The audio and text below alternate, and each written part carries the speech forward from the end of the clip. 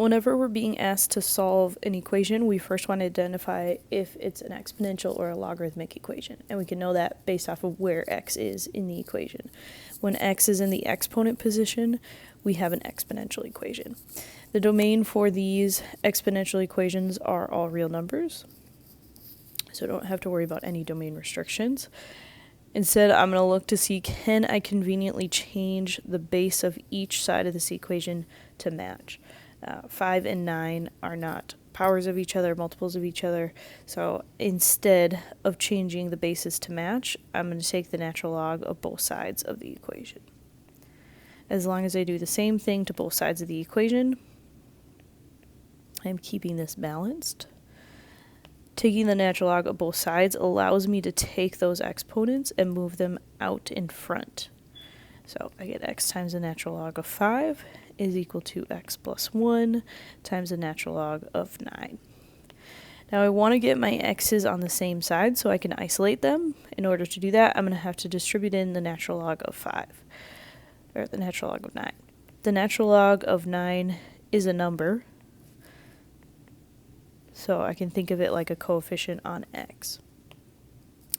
Now that I've distributed the natural log of 9, I can subtract x times the natural log of 9 from both sides, giving me the expression x times the natural log of 5 minus x times the natural log of 9 is equal to the natural log of 9. Because I want to isolate x by itself, I'm going to factor out the x from the left-hand side, giving me x times the natural log of 5 minus the natural log of 9. And now I'm going to divide both sides by that expression, natural log of 5 minus natural log of 9. So I get my solution here, x is equal to the natural log of 9 divided by natural log of 5 minus natural log of 9.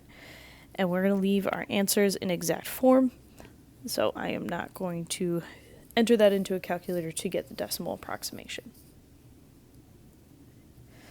Whenever I have a logarithmic equation, which the next three are all logarithmic equations, I have to check my domain restriction. It's a logarithmic equation because x is in the argument, and there's a restriction because that argument cannot be 0, cannot be negative. So the first thing that I'm going to check for each of these is the domain restriction, and I'm going to come back to that at the end to make sure my solutions fit in that domain. So in number 10, both of these arguments are x, so x has to be greater than 0. I notice this power of 2, which tells me I'm going to have some sort of quadratic. I'm going to use u substitution here, letting u be a new variable, introducing it in place of the natural log of x. So I get u squared plus 9 is equal to 6 times u. Whenever I solve quadratics, we got to make sure that everything is on one side. So I'm going to subtract that 6u from both sides, giving me a 0 on the right-hand side. This one does factor into u minus 3 times itself.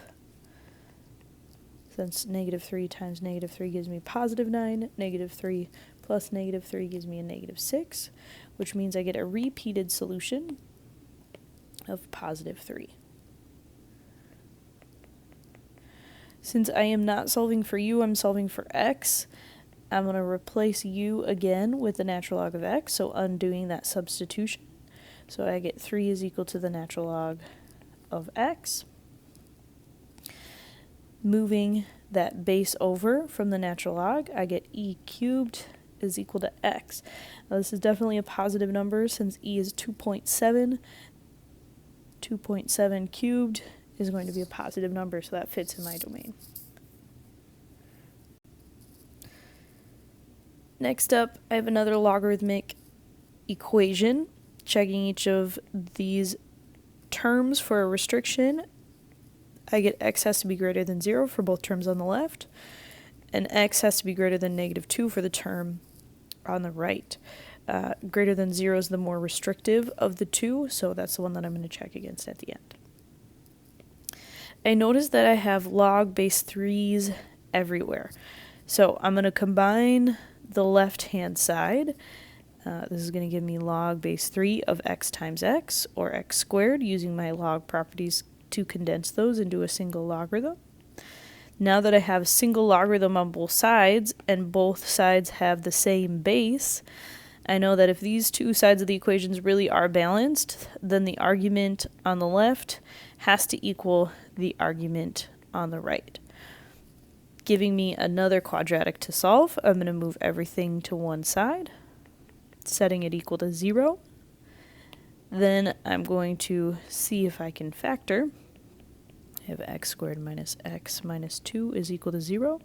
This does factor into x minus 2 times x plus 1, giving me two solutions at positive 2 and negative 1. Only one of those solutions fits in my domain. Positive 2 works since it's greater than 0. Negative 1 does not.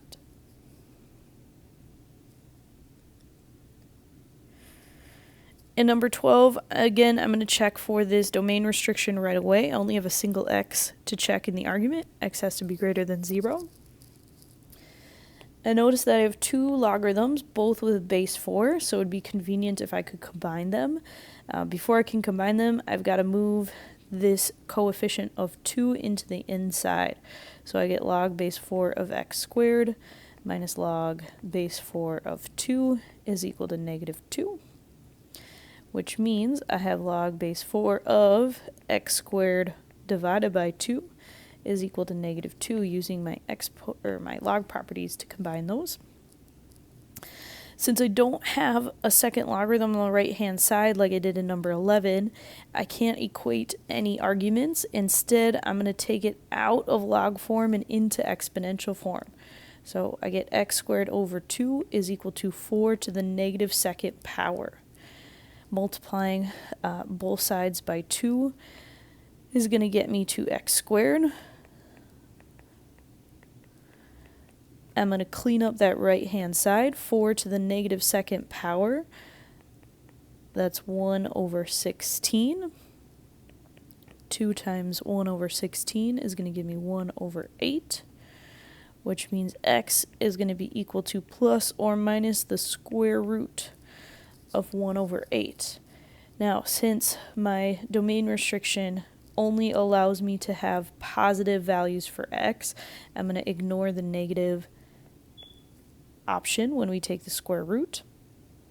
So my solution is 1 over the square root of 8. We could simplify that further into 2 square roots of 2. Either way, only keep the positive square root.